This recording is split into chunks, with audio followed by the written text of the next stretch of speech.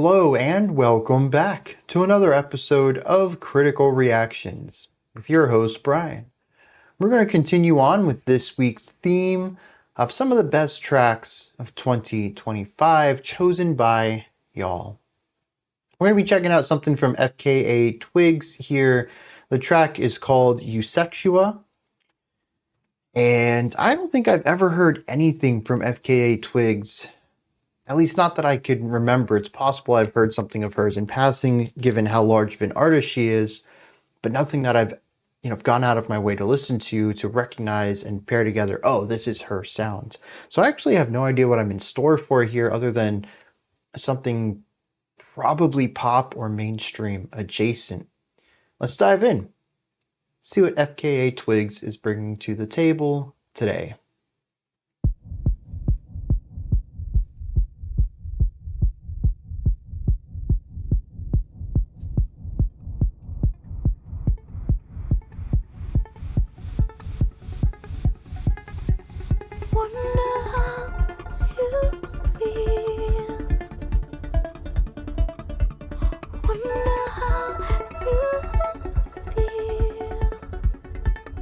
So we have this rising and falling down the scale, giving us these nice arpeggios.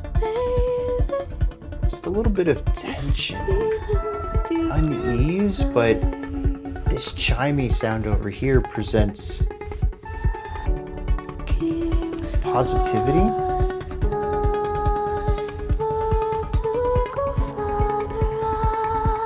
And very light ethereal vocals.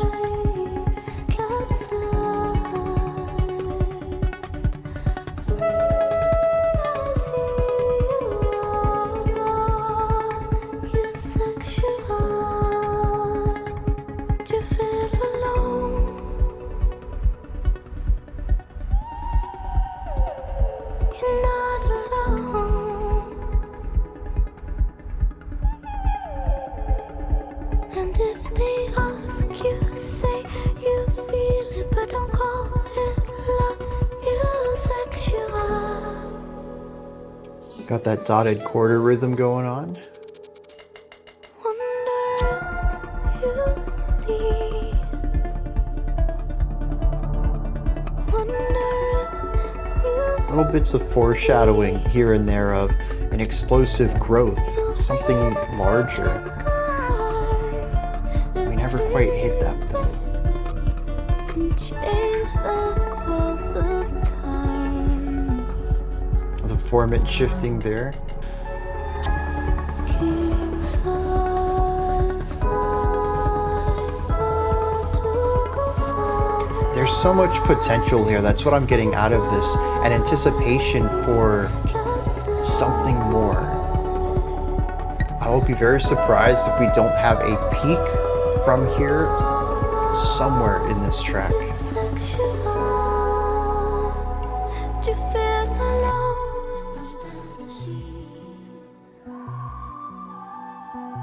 You're not alone.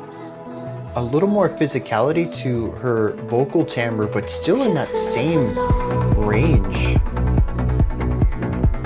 Almost getting a little bit of whistle tone out of that.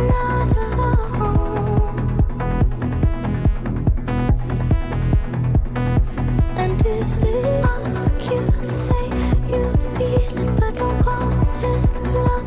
Eusexua. The percussion gives it a driving energy, but it's still incredibly light. Fun little bouncy idea there. Constant evolution too, every 4 bars.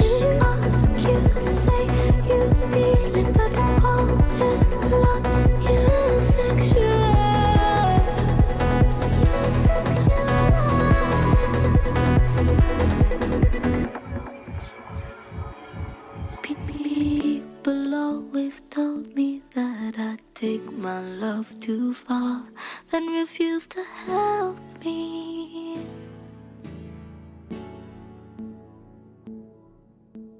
I was on the edge of something greater than before, but nobody told me.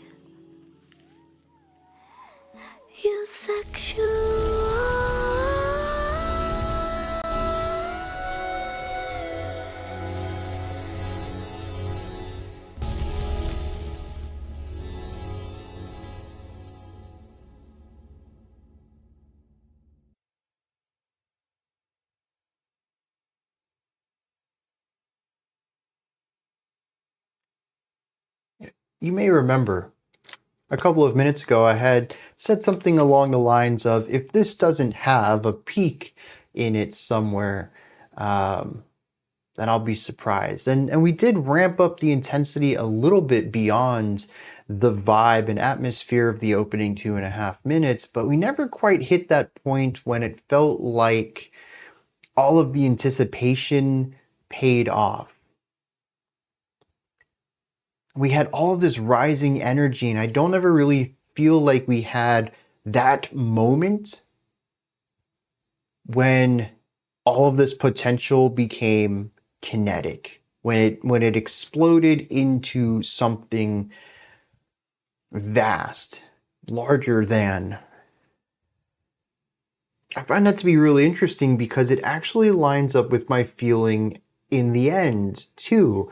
When the track finished, my first thought was, that's how it ends? It's sort of unceremonious. There is a general lowering down of energy coming into that final moment, which does push towards an ending of sorts, but harmonically, I'd even say phrasing wise, based off of how the melody is developed and what the last few notes of the melody are, none of that really feels final. And maybe there's an artistic purpose to that. Maybe the themes of this track are about a continuance of things. Maybe this moves into the next track really nicely, and the feeling of being, incomplete, of not reaching that finish line in this track makes sense within the larger whole of the album.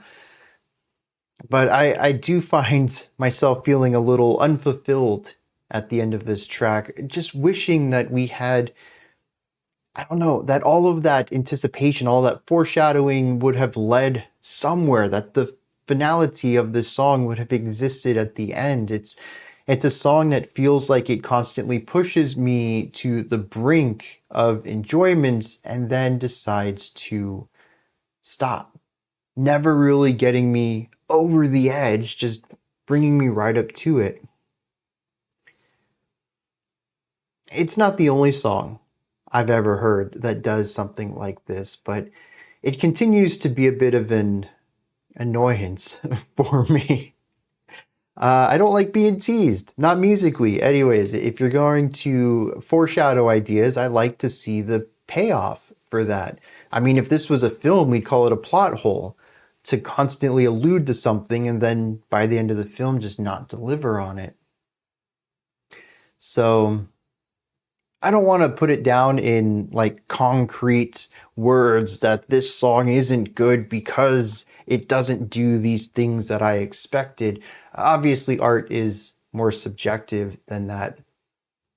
But at least that's my experience with the first time through it, is just constant disappointment. Not in the moment to moment, but in the payoffs, in how things are resolved.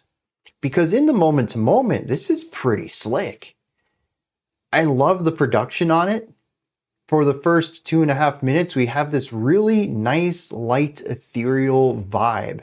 Whether it is little staccato, they're not staccato, they're just, I feel like the initial timbre of a lot of the synth work in here is very short, but it has a long tail based off of reverb on that sound. So it might be a bit more of a percussive, just like tink, tink, tink, just a very short sound, but because of the way it's produced, it takes up more space. And so it has both this short feeling and a longer drawn out feeling. It kind of embodies both the legato and the staccato styles of playing notes simultaneously.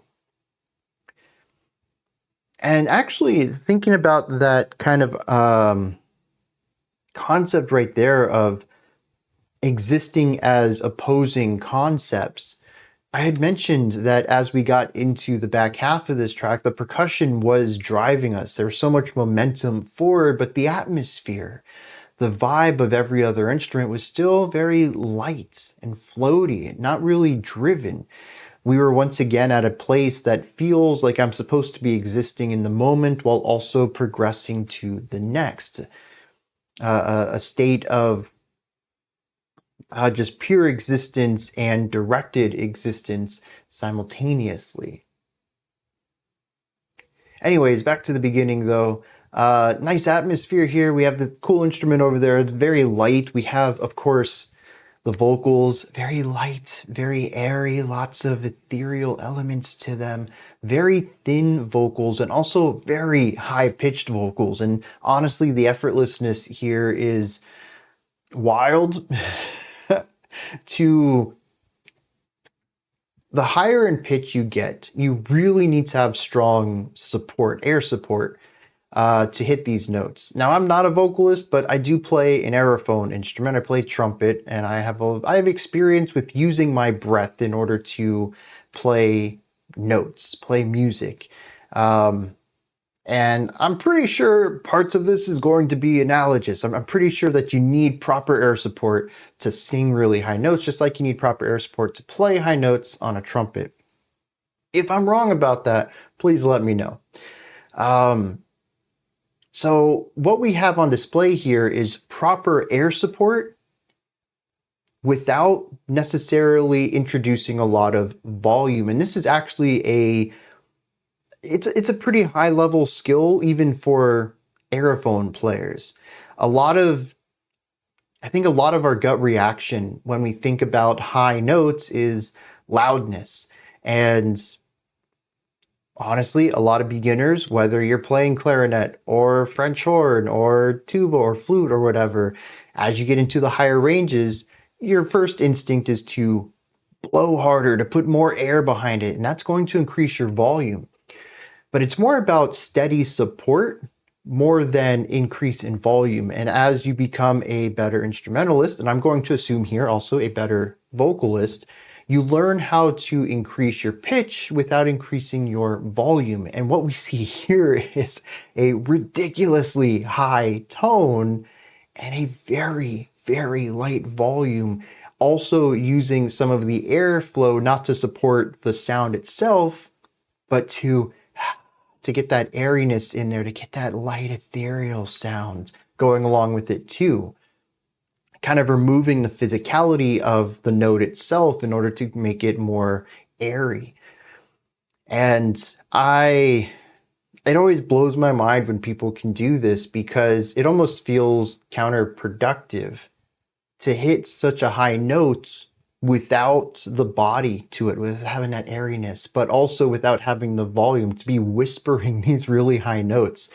It's just, again, I'm not a vocalist. I don't know all of the muscles and mechanics and stuff that go into this, but coming at it from a trumpet player, this feels like something that is ridiculously impressive.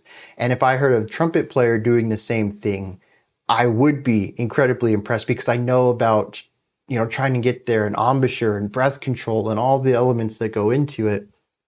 I assume that there's some analogous stuff to singing this, that also just a lot of little muscle things that go into producing the sound. And it is, I don't know, I'm impressed by it. It's ridiculous listening to her do it. And the thing is too, is the word I used earlier is effortless.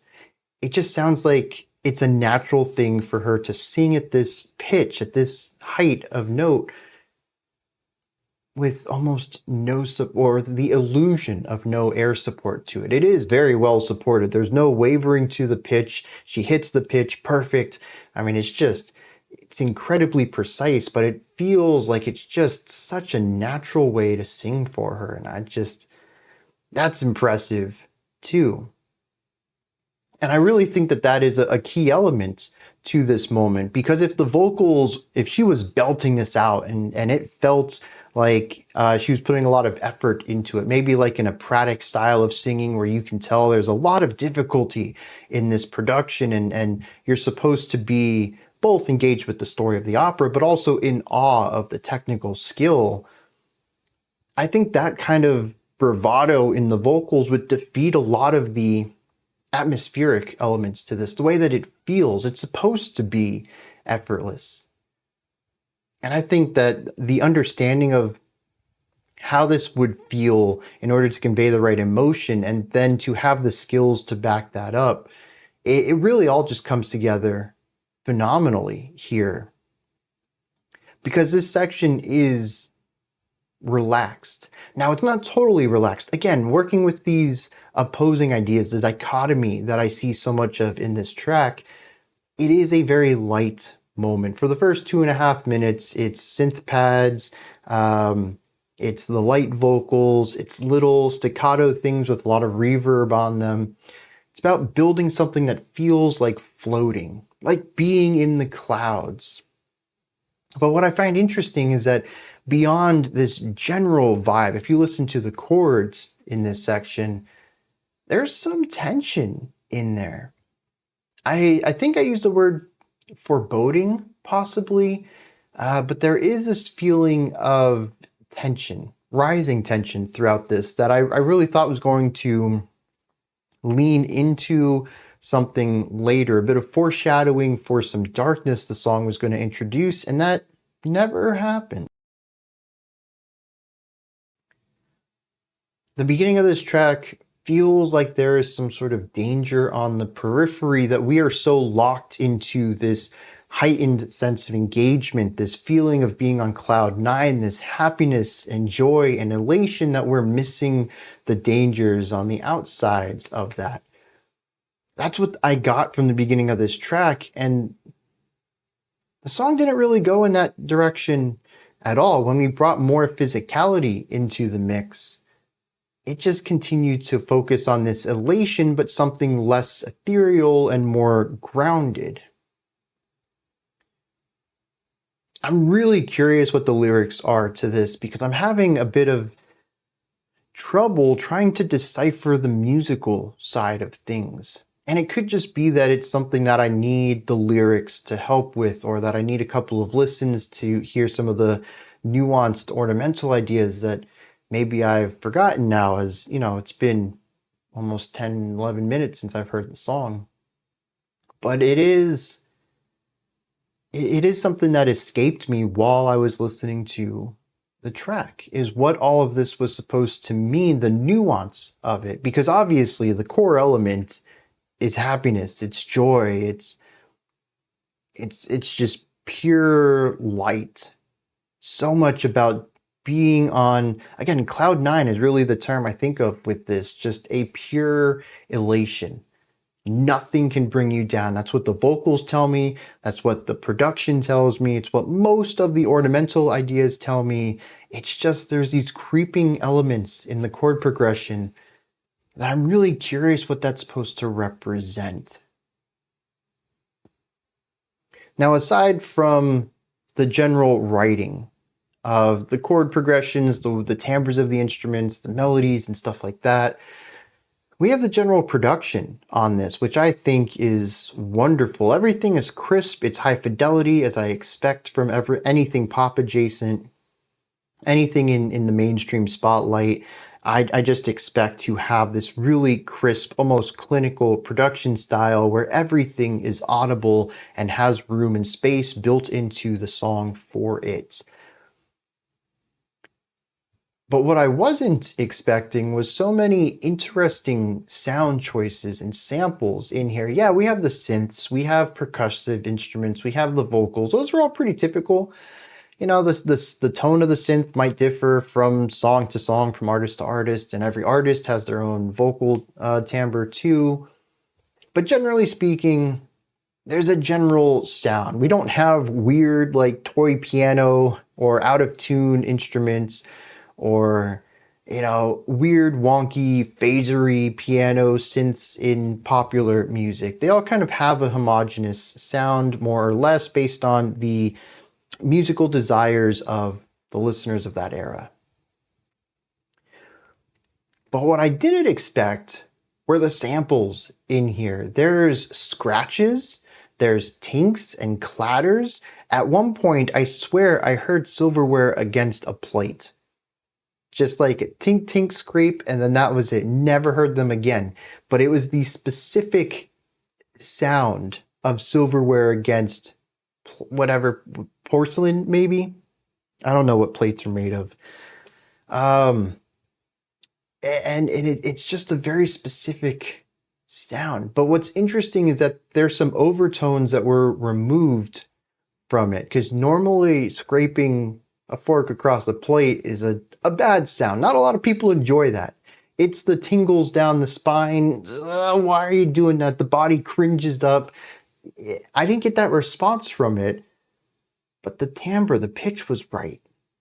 The general sound of it was right. And it's almost like some of the more abrasive overtones were removed from the sample in order to call to the illusion of food or cutlery for whatever reason without having it be a cringe-inducing tone. The entire track had little moments like this, little sounds and percussive rhythms from instruments, timbres I don't normally associate with music. It led to a song that almost felt... It left me with a bit of curiosity, wondering what kind of samples were going to be used around the corner. Well, that was kind of interesting. And we had one interesting earlier. What's going to happen in the next 30 seconds, in the next minute? What kind of interesting thing? And the thing is, too, is that this was frequently used in passing. Not necessarily as something to tuck under the mix, just a nice little texture to add to the song, but particularly in places where the music cuts out or reduces in volume, and this fills that space. It's almost used as a transition sample. It's another interesting part of this, and something that I can't quite place. Why any of this? And now I don't know enough about FKA twigs to really glean much into this. I know with a lot of pop music, you tend to have the artist who is the vocalist and usually also the lyricist, but not always the composer. That might fall to a producer or a team of producers who are making the music. Maybe that's not what happens in this case. Maybe FKA twigs does everything. But I'm curious who to attribute these sounds to and what they were trying to aim for their inclusion. Maybe it's about specific words. Maybe I really need to know the exact lyric that happens before or after these sounds come in. Regardless, it kept me on my toes, this track, and kind of made me want to listen to more of FKA twigs' work, particularly maybe even off of this album, to see what the producer or the composer or whoever put the music together on this, what other odd samples or ideas they have up their sleeve for this work. So we're going to dive into the lyrics here, see what's going on there, and find out why this track is as vulnerably positive and euphoric as it is. And maybe we'll find out what the little creeping sounds on the outside are that bring so much tension to this song that never quite gets resolved. I am certainly looking too hard into this. I like to give artists the benefit of the doubt that what they're doing comes from a profound place of creating art, of expressing themselves and exploring the depths of the human condition. And so I don't want to walk back anything I said about the music, because I still feel that whether it was intentional or not, it is still present in there. But as I read the lyrics, one, I don't really see a lot of carryover beside the general feeling of euphoria in here. And two, there's just no depth to the lyrics at all. And it makes me wonder if the music didn't have any depth either. And then I also thought that, well, maybe the lyrics were written by someone different than who made the music, and maybe they had two different ideas of what to present here, and maybe one can have depth where the other doesn't. I don't know, but the lyrics don't say anything at all. Verse 1 says, I wonder how you feel. Words cannot describe this feeling deep inside. Okay, we haven't explored anything here. We know that someone's feeling something that's indescribable. Verse 2 reiterates this. In a sense, it tries to pull time into the equation, and I read some interviews from FKA Twigs, and time seems to be an important part of this, but we're going to touch on that in a moment. Let's just stick to the lyrics right here. It says, I wonder if you see the way that we transcribe it, it can change the course of time. This feels more profound than it actually ends up in my perspective, but once again, we have an allusion to depth and profundity that doesn't actually say anything at all. It just sounds cool. We get to the chorus and I guess it attempts to describe what Eusexua is, because verse 1 and 2 didn't. It just said that it's sort of an indescribable. So the chorus has these odd phrases put back to back. King-sized, vertical sunrised, flying capsized. It sounds cool. It reminds me of Gong with the way that words are used for their sounds more so than their meanings. And we do have a bunch of opposing ideas here. Sunrise comes over the horizon, which is horizontal. What would a vertical sunrise be? What does it mean to be flying capsized? If capsized is, I believe, a boat turned over, you can't really be upside. I mean, you can be upside down in the air, but you can just fix yourself, presuming you're a plane, at least. I mean, if you're a boat in the air, you're kind of screwed whether you're upside down or not. You don't have many ways to control yourself. So... And then king size, you're just feeling larger than life. I did mention that a lot of this track has this conflicting ideas, the dichotomy of the song. Feels like it's two opposing ideas simultaneously. And I do find it interesting that at least for 3 phrases of this, albeit short track lyrically, we do see this concept showing up. And that's pretty much all the lyrics. The chorus then says, do you feel alone? You're not alone. And if they ask, say you feel it, but don't call it love, Eusexua. And I think it's interesting, it says don't call it love, because nothing in here really feels like it's about love at all. Self-love at best. It is a feeling you have within yourself, but where does the topic of love come into this? I find that to be a really interesting element to this, because it's like a guilty person when you're like, hey, I can't find the cookies, and they immediately say, I didn't eat them. Like, I didn't think anyone ate them. Maybe they were just misplaced, but now I think you ate them. Like a really guilty person jumping to a conclusion that no one was really thinking about. And it's just really bizarre to me to have this line in here, but don't call it love, Eusexual. Like, we were talking about a feeling inside. Is this song just about love then? But it wants to be more profound? They feel, oh, you know what though? So I'm thinking about artists like Joanna Newsom, who are lyrical geniuses. And they also use opposing ideas in their music to talk about the way they feel when they're in love with someone. In fact, also with the lots of water themes that Joanna Newsom likes to use, flying capsize could be something I could hear her say somewhere in her discography. So is this song really just about being in love? Because verses 1 and 2 don't say anything about it. It just says, I feel something indescribable. But we can't call it love. We have to call it Eusexua. And is that just the portmanteau of euphoric and sexual?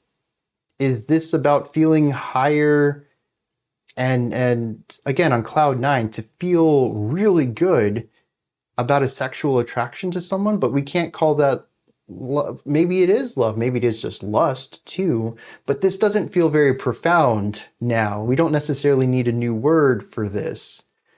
And this is pretty much where I'm at with this track, in that it doesn't say anything, but it wants to act like it's very philosophical about things.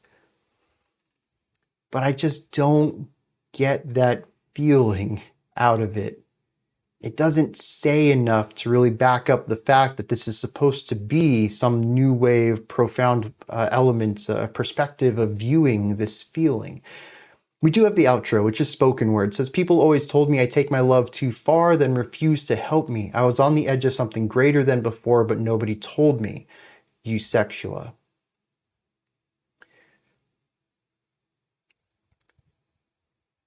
And I'm just kind of lost here.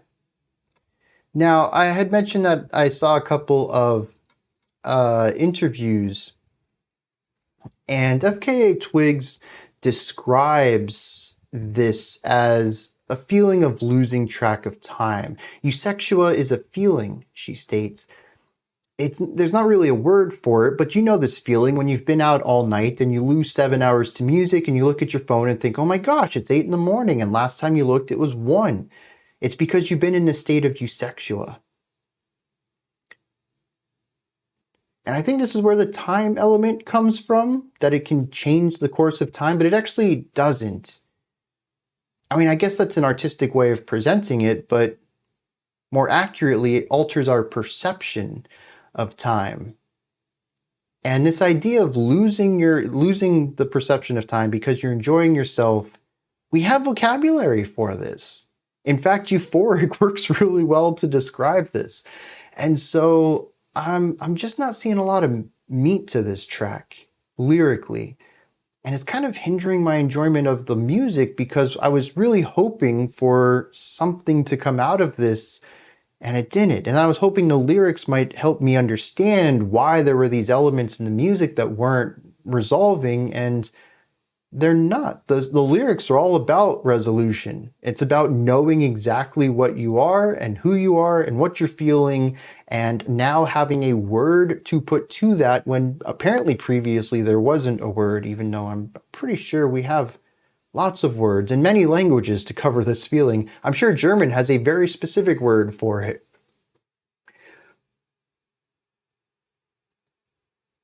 But the lyrics are about resolution, about knowing what you are, what you're feeling. And the music doesn't lean into that. And I'm kind of upset, because I enjoy the song. Like, from a sonic perspective, this is great. I was vibing with it, love the atmosphere, love the energy, love the beat at the end. It gets really dancey at a point.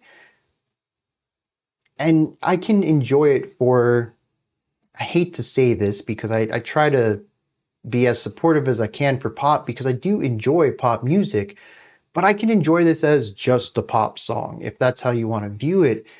I'm missing the depth on it. And I'm a little bit disappointed by that. I'm not feeling Eusexua about this track at all. These are my thoughts, though, and I hate for it to be on a downer, given how much positivity and expectation I had during the musical analysis. But what are your thoughts? Did you enjoy this? Is there anything that stood out to you? Is there anything you'd like to add on to what I said? Or if you think I was wrong, anything to correct me on? Do you have your own take, perspective, or opinion on this track? Please let me know. Put all of that, as well as anything else you'd like to add, into the comment section below. Above that, in the description box, you'll find a link to Linktree. Takes you here. You can find links to my music, ways to support the channel, a link to the Discord server, and so much more. Above that, if you could, like, subscribe, and ring the bell. I greatly appreciate all 3 of those. That wraps it up for today. I'll be back tomorrow, though, 5 p.m. Eastern Standard Time, 10 p.m. UTC as usual. Until next time, remember to be critical, not cynical, of the music you listen to, and have a fantastic morning, afternoon, or evening, whenever you choose to watch my videos.